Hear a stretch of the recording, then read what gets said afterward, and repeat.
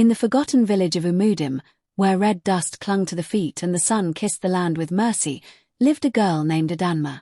She was known for her quiet eyes and soft smile, but those who looked closer saw a heart weathered by pain. Her father had been a great hunter, respected and feared, until the day he went into the forest and never came back. They buried what was left of him, and with his death, Adanma's joy was buried too. Her stepmother, Mama Ifeoma, took over everything: land, livestock, and the life of Adanma. What once was a home became a prison. Adanma was turned into a slave, rising before the sun and sleeping only after the firewood was stacked and the pots cleaned.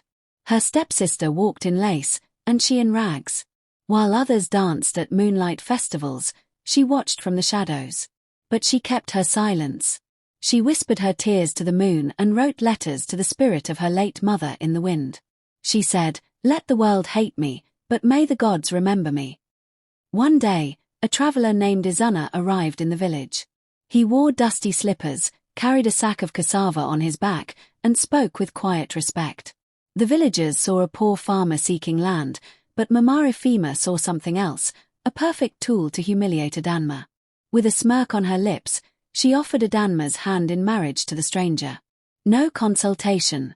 No consent. Just an announcement at the village square. The elders nodded. Tradition did not ask for the heart. It only asked for obedience. Adanma wept, pleaded, and knelt before her father's grave, but her fate was sealed.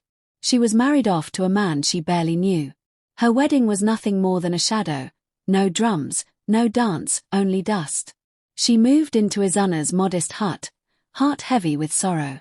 But something was different. Izunna was gentle. He washed the dishes with her, fetched water, and cooked when she was too tired to stand.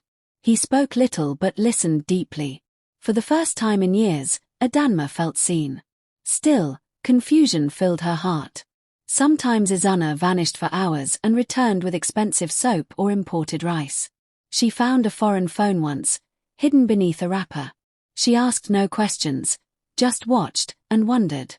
One day, she saw him walking into a compound at the edge of the village, where no poor man should be.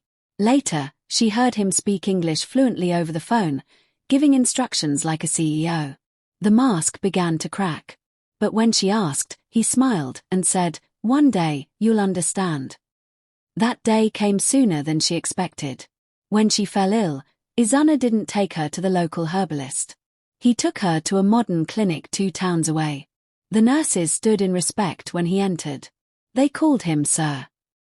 He paid the bill in cash, and they left in silence. Adanma's heart beat faster, confusion blooming into suspicion. One market day, she followed him. He walked into a private estate, guarded and paved. She watched through the gates as he changed into designer clothes and met with men in suits. She returned home in silence. That night, when he came back, she was waiting. He sighed and said, "Come, let me show you." He opened a hidden compartment under the bed. Inside were documents, gold, account books, company shares, and land titles.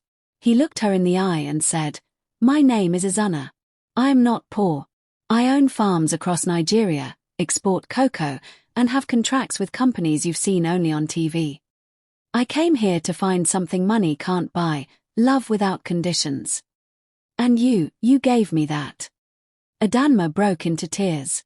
He wiped them and said, "Will you marry me again, knowing who I really am?" This time, she said yes, without fear, without pain, only love. They traveled to the city together. She entered a world she never imagined.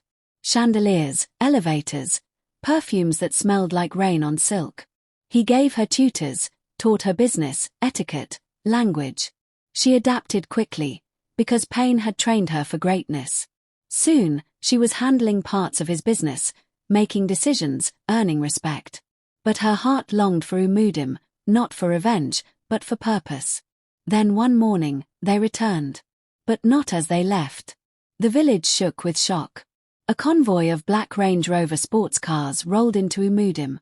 Dust danced as tires kissed the earth. Men removed their hats. Women gasped. Children screamed and ran behind houses.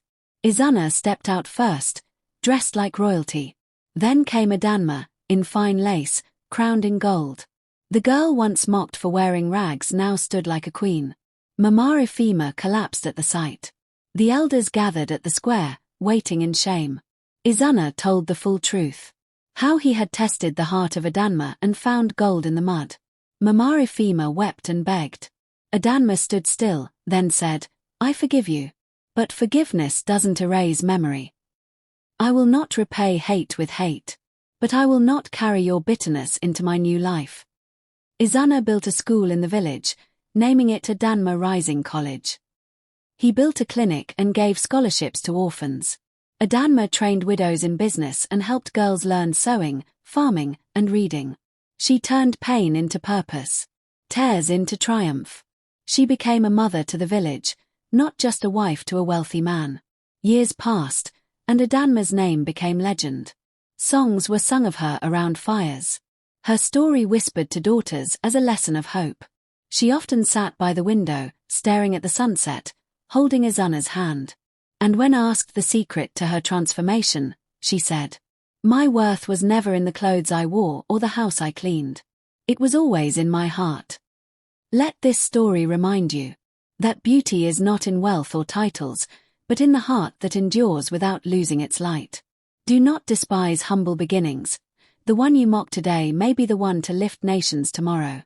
And to those who scheme in darkness, remember, the traps you set for others may one day catch your own soul. Choose kindness. Choose truth. Because no matter how deeply you try to bury a star, it will always rise. Don't forget to subscribe, comment, like and share our video.